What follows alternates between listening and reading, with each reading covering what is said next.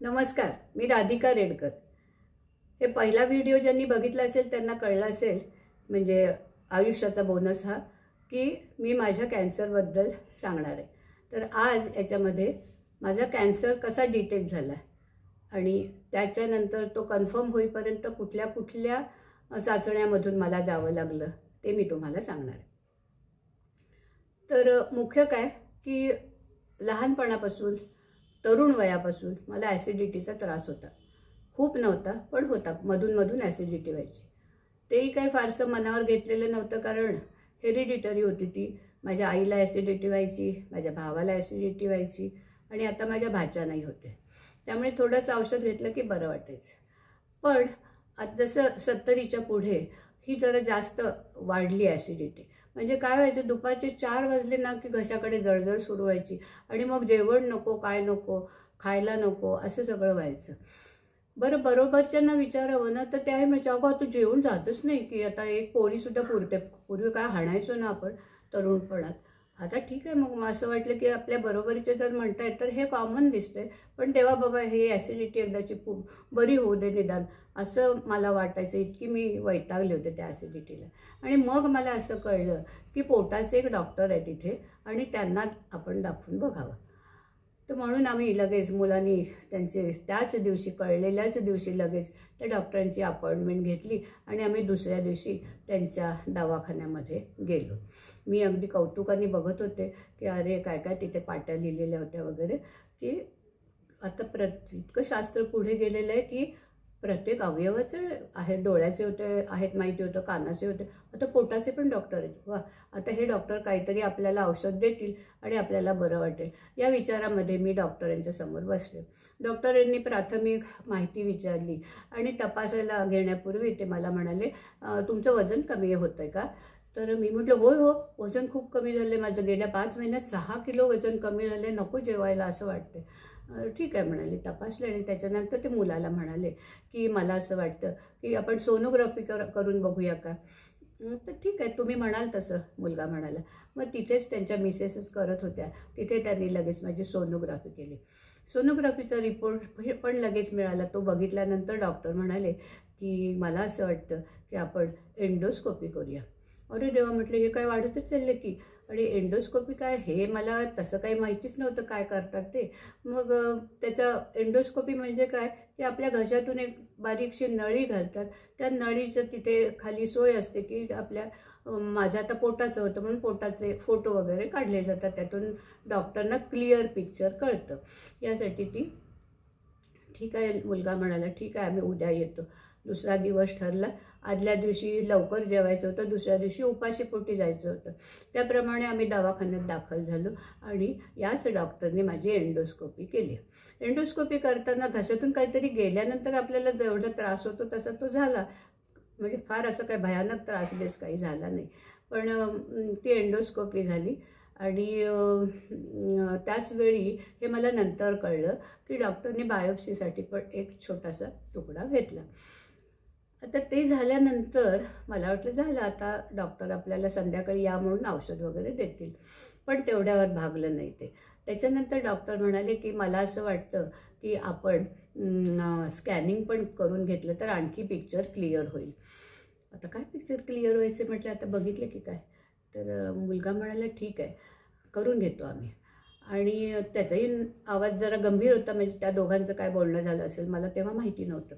आणि मग आम्ही स्कॅनिंग करायचं ठरवलं आणि तेव्हाच करायचं ठरवलं। याचं कारण स्कॅनिंगला सुद्धा उपाशी पोट पाहिजे होतं ना। तर मग अनायसे तो म्हणाला, आई तू उपाशी आहेसच, आपण बघूया आजच्या जर होत असेल तर तुला परत परत उपाशी पोटी यायला नको दवाखान्यात म्हणून। ठीक आहे बाबा, चला म्हटलं। म्हणजे मी आदल्या दिवशी रात्री 8 वाजता जेवले होते, आता जवळजवळ 10 वाजलेले होते, म्हणजे 12 तास उलटून गेले होते। पण आम्ही गेलो तिथे आणि स्कॅनिंगला आम्हाला घेतो म्हणाले। आपण आधी बरीच हे होते, पेशंट्स खूप होते, त्यामुळे थोडा वेळ थांबावं लागलं। आणि माझा जसा नंबर जवळ यायला लागला तसं मला धडधडायला लागलं। मी म्हटलं तू नंबर लावलेस बाबा, पण मी जाते घरी, मला नाही करून घ्यायचं आहे। तो म्हणाला का, असं का? नाही म्हटलं मला भीती वाटते, तिथे बंद खोली आणि त्या नळकांड्यात जायचं, मी नाही बाबा। तर तो म्हणाला अगं असं कसं करून चालेल आई, थांब मी तुला मी डॉक्टरांना सांगतो तुला समजावून सांगायला म्हणून. मग तो डॉक्टरांच्याकडे गेला आणि म्हणाला, डॉक्टर प्लीज एक विनंती आहे तुम्हाला, माझी आई फार घाबरते याला, तुम्ही तिला समजावून सांगाल का काय आहे ते. हो हो का नाही म्हणाले, या काकू. म्हणून काकूंचा हात धरून काकूंना डॉक्टरनी तिथपर्यंत नेलं. दाखवली खोली. अरे फर्स्ट क्लास उजेड होता, मोठी खोली होती, तिथे झोपायला एक असं बाकडं टाईप काहीतरी होतं आणि पुढे ते नळकांड जे होतं ज्याची मला भीती वाटत होती ते. त्यांनी समजावून सांगितलं काही नाही, 10 मिनटं आहेत, फक्त 10 मिनटं. ह्याच्यात भरपूर हवा आहे, त्या हवेमध्ये भरपूर ऑक्सिजन आहे, काही दार लावलं तरी तुम्हाला होणार नाही. त्यामुळे तुम्ही शांतपणे इथे डोळे मिटून न हलता पडलात ना 10 मिनटात तुम्ही बाहेर जाणार. इतकं त्यांनी छान समजावून सांगितलं आणि इतका प्रेमळ आवाज होता त्यांचा की मला ठीक आहे म्हटलं, मी घेते करून, काही नाही. आणि मग नंबर लावून बाहेर बसले. माझा नंबर आल्यानंतर काकू झोपल्या त्याच्यावर डोळे मिटून आणि मोठ्यापणाने शूरपणाने सांगितलं होतं काही नाही वाटत, तरी आत होतच होतं ना. त्यामुळे डोळे मिटले आणि ओठ बंद करून मी मनातल्या मनात आपलं रामरक्षा म्हणायला सुरुवात केली आणि मन एकाग्र करून रामरक्षा म्हणत राहिले. आणि अक्षरशः 10 मिनिटात सुमधुर आवाज माझ्या कानी आले की झालं बरं का काकू, उठा आता, हां झालं असं म्हटल्यानंतर त्याच डॉक्टरांचा हात धरून मी खाली उतरले आणि खोलीच्या बाहेर आले. म्हणजे काय आहे की आपण उगीच घाबरतो ना, एवढीशी मुंगी असते पण त्याचा मोठा हत्ती करतो आणि आता तो हत्ती आपल्याला सोंडेत धरणार, गरागरा फिरवणार आणि देणार फेकून. किती आपण कल्पना करतो, कल्पना. वास्तव आपल्याला समजून जर घेतलं तर त्याच्यात काही घाबरण्यासारखं नाही, हे मी तेव्हा समजले. अर्थात म्हणून भीती गेली किंवा हे झालं असं नाही, त्याची भीती गेली, पुढे काय होतं त्याचा तो आणखी भाग वेगळा. पण माझ्या असं लक्षात आलं की आपलं अज्ञान खूप आहे आणि अज्ञानामुळे आपण कल्पनेनेच परिस्थिती निर्माण करतो. तो आत गेलो तुम्हाला काहीतरी होईल, फलाड होईल, हे होईल, तसं काही होत नाही. आणि डॉक्टर तिथे इतके चांगले असतात की ते आपल्यावर लक्ष ठेवून असतात. जरी ते काचेच्या पलीकडे असले तरी सगळं लक्ष तिथे असतं, त्या थांबवण्याचे हे असते, सगळं असतं. असं काही आत्तापर्यंत कुठं काही झाले असं माझ्या तरी वाचनामध्ये नाही आहे. तर हा एक मोठा धडा.